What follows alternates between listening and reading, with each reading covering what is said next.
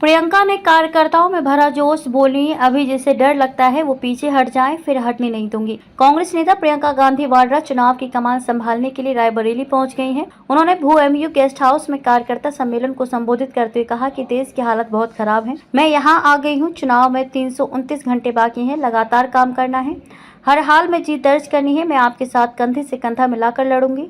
अभी जिसे डर लगता है वो पीछे हट जाए, फिर नहीं हटने दूंगी। उन्होंने कहा कि रायबरेली वो किला है जिसे भाजपा ढहा नहीं पाई है। यहाँ पर हमारी जीत का संदेश दूर तक जाएगा, तैयार हो जाइए, चुनाव तक लगातार काम करना है। उन्होंने कहा कि भाजपा लोगों के जज्बात उभार कर वोट की राजनीति कर रही है। युवा रोजगार की, नौकरी की मांग करते हैं। भाजपा पाकिस्तान की बात कर रही है, जनता महंगाई से परेशान है लेकिन उस पर कुछ नहीं करते हैं।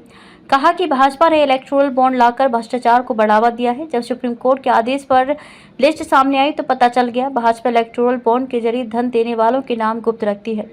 मोदी यदि विश्व के बड़े नेता हैं तो देश में रोजगार दिलाए। अपने भाषण में प्रियंका गांधी ने प्रधानमंत्री नरेंद्र मोदी और भाजपा पर एक के बाद एक तीखे प्रहार किए और कहा कि मोदी यदि विश्व के सबसे बड़े नेता हैं तो देश में रोजगार क्यों नहीं लाते।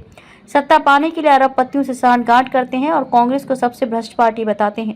परिवारवाद की बात करते हैं लेकिन उनकी ही पार्टी में भाई बहन, चाचा चाचियां इकट्ठे हो रहे हैं। क्या ये परिवारवाद नहीं है? प्रियंका ने कहा कि चुनाव के समय दो सीएम को जेल में डाल देते हैं, ये सब क्यों कर रहे हैं? सिर्फ सत्ता में आने के लिए।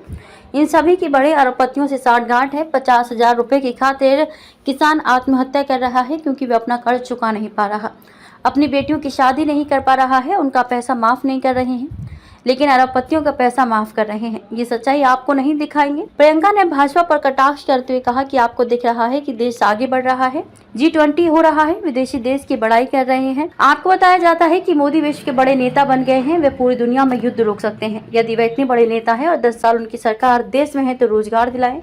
आज देश की जनता का अनादर हो रहा है। नेता समझ रहे हैं कि आज जनता को जवाब देने की कोई जरूरत नहीं है। हम सबको भाजपा का डटकर मुकाबला करना है, जनता के बीच जाएं, भाजपा की कुरीतियों को बताएं।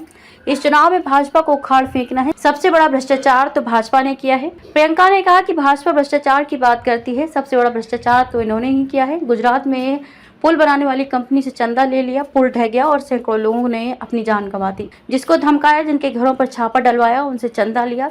इसका नतीजा ये हुआ कि भाजपा दुनिया की सबसे अमीर पार्टी बन गई। वे आपकी भावनाओं को कैसे समझ पाएंगे? आप कांग्रेस के कार्यकर्ता हो, आपको कोई पैसा नहीं मिलता है, आप जन भावना से सेवा करते हो। दुनिया में उन्होंने अपनी पार्टी को सबसे अमीर बना दिया और वे कहते हैं कि कांग्रेस सबसे भ्रष्ट पार्टी है।